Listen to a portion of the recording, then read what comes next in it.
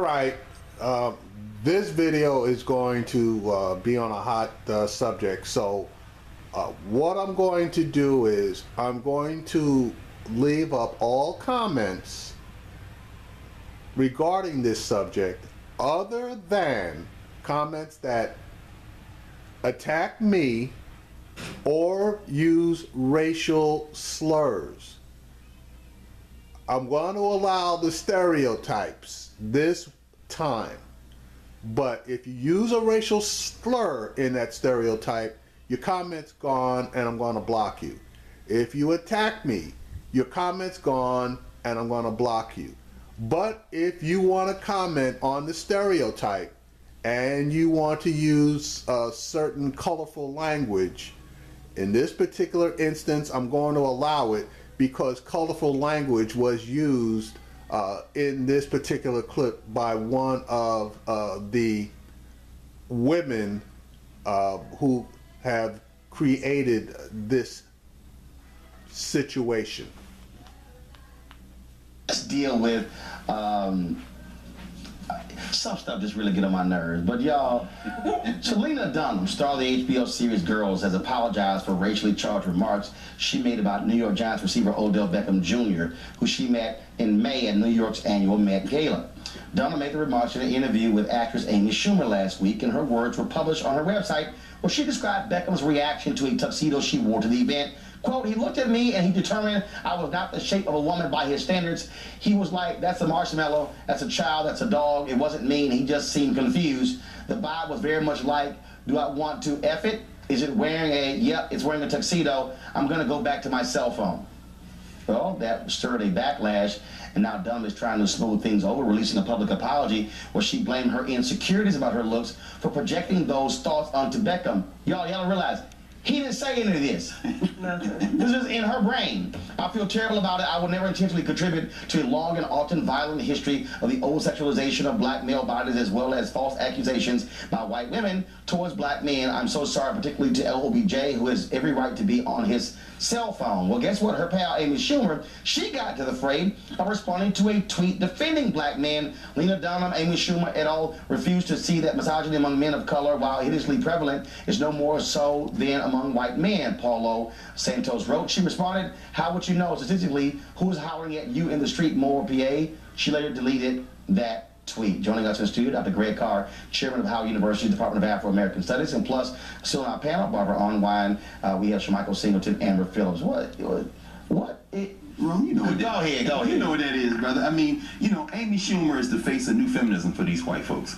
And Dunham too. Of course. But I'm saying, you know, that just once again reminds us there's no intersection of race and gender at the heart of feminism. This is a fight because they're trying, look at the white boys in feminism. If you watch Ted or Ted 2, there's more racist jokes in it anyway. Yeah. Amy Schumer been coming for Latinos, coming for African Americans. She tries to back off. They're fingering around the edges of a very important point. And that is that black people are not part of this conversation. And when they're being honest, and often comedy is where people are the most honest, these impulses come out. They're just being themselves. Well, what's funny is for Dunham, the dude wasn't even talking to you. No, of course not. But when are black people ever talking to these folks? In other words, they're always constructing a black person. So out of everybody in the room who thought they were marshmallow, it's the brother. Well, you know what? Black people aren't talking to that alderman that you had in the first block. He's just going to look in their minds and say they're going to commit a crime. We never are talking to folks. They construct a person to fight against. Amber, what the hell?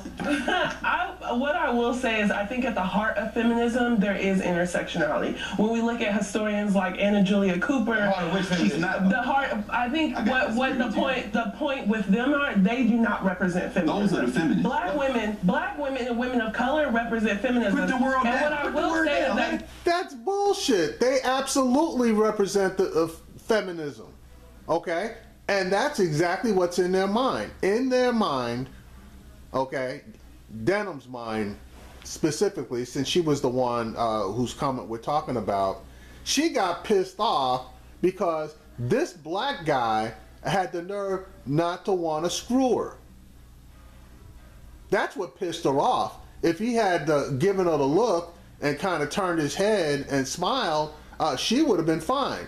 But because he didn't want her, and she is a white woman, and all quote black men quote unquote want to be with white women, she felt insulted. And that's why, in her mind, she was thinking all that stuff, and she was dumb enough to tweet it. You can be oppressed and an oppressor at the same time. No. And what folks like Lena Dunham and Amy need to understand is that until they take a step back and acknowledge their privilege, they're going to enact the same kind of violence and the same kind of prejudice that is enacted on them for being women onto people of color. It's a very nuanced conversation, I think. Black women making excuses for white women, you ought to stop. You ought to stop. What's the investment in this word feminism? I'm just really trying to understand. In a white supremacist framework, I understand Patricia, what's this? Kimberly Crenshaw. My colleague Malikia Watkins at Howard says that all feminism is a gender gloss on white supremacy. Why even continue to try to fight feminism apply inappropriately. Well, y'all got to work with me on this. But the idea that women need to have autonomy and need to exist in a world free of oppression is not something that is just isolated to white women. It absolutely is, because every time black women try to assert the same things, they get no cover or support from the white feminists. So what you just said is bullshit. Black women need Mr. Michael, my problem is, how you gonna sit here and dog Odell Beckham, who wasn't even talking to you? Hey, look, Roland, I have no clue what was going on in this woman's mind. As it pertains to feminism, I don't want to state my views are pretty conservative as it pertains to that. But neither to say, look, it goes to show you that when people feel, when they look at black men in particular, I think they already judge us, they already critique us. And for whatever reason, they have these thoughts in their minds that we have biases against them, which probably don't even exist. Who knows what this guy was doing on his phone? But for whatever reason, in her mind, but in her mind, she's a white woman.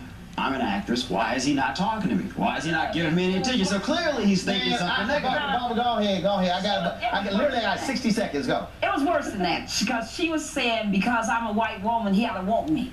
If I'm a white woman, he ought to want to rape me. That's exactly what she was saying. That's definitely what she said. And let me just be very clear. I teach intersectionality. I teach this subject about white structural racism, intersectionality, and democracy. I'll be having my class tomorrow.